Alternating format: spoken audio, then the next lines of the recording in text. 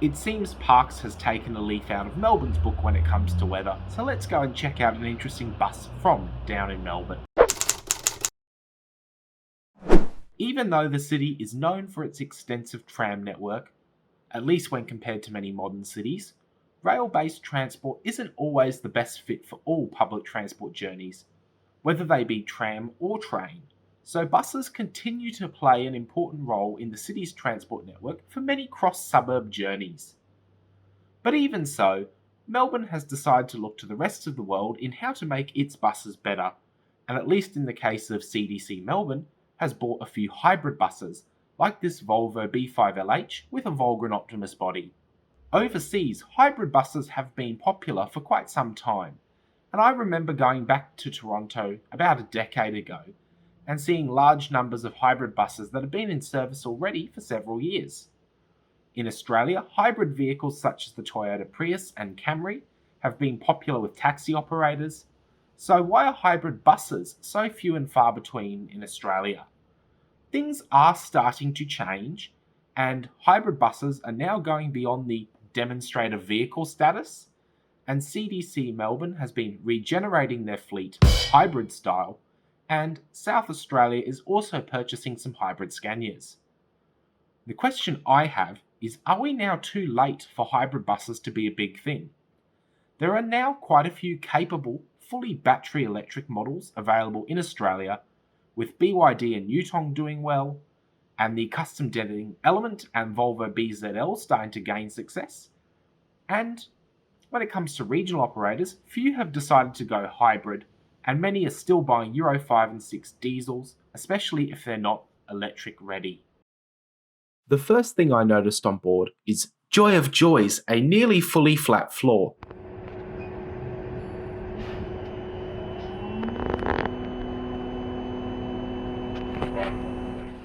So many Australian buses are low entry rather than low floor, meaning that there are steps up to access the rear of the bus. Some products, such as many in the Bus Tech lineup, have steps to access the rear door, further limiting seating choice for those who need low floor access.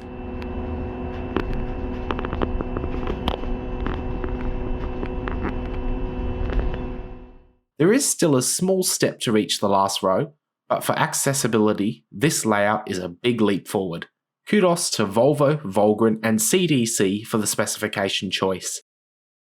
There are some other interesting design touches here, with CDC deciding that putting carpet on the ceiling like a 90s coach needed to make a comeback, which is something I'm not so sure about, and CDC's priority seating fabric tells it like it is.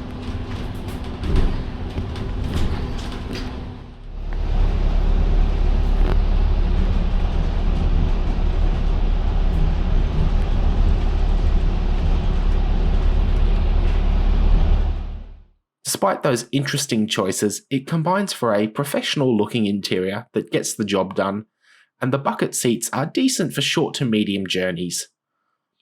What I'm not so sure about are the weird domes on the ceiling. Are they Wi-Fi routers? Pretty neat if they are, I always like free Wi-Fi, but they certainly look odd.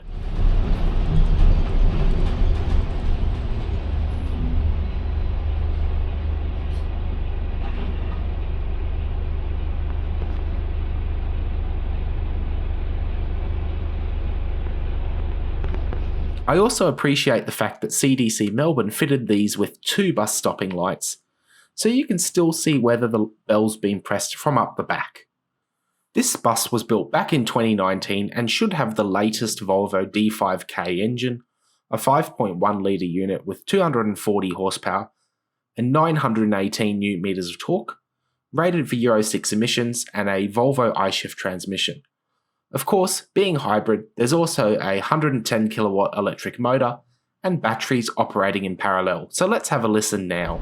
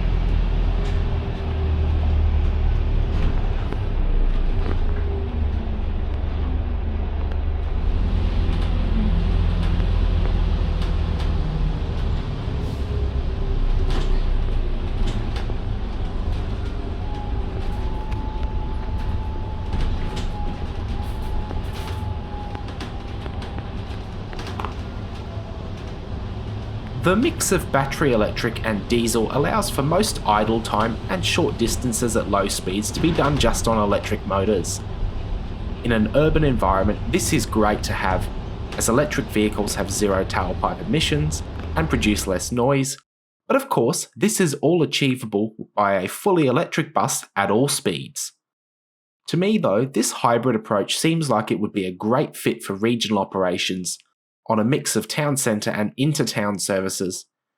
And as far as I'm aware, only one company's seen this potential, and that's Latrobe Valley Bus Lines, but hopefully that will start to change. Overall, I was pretty impressed with the Optimus bodied B5LH, as it combines hybrid technology with a more accessible layout than most Aussie buses. Although, longer term, I really hope that regional operators see the light and look to buy something like this bus as part of a zero emissions fleet transition strategy, if fully electric isn't viable today.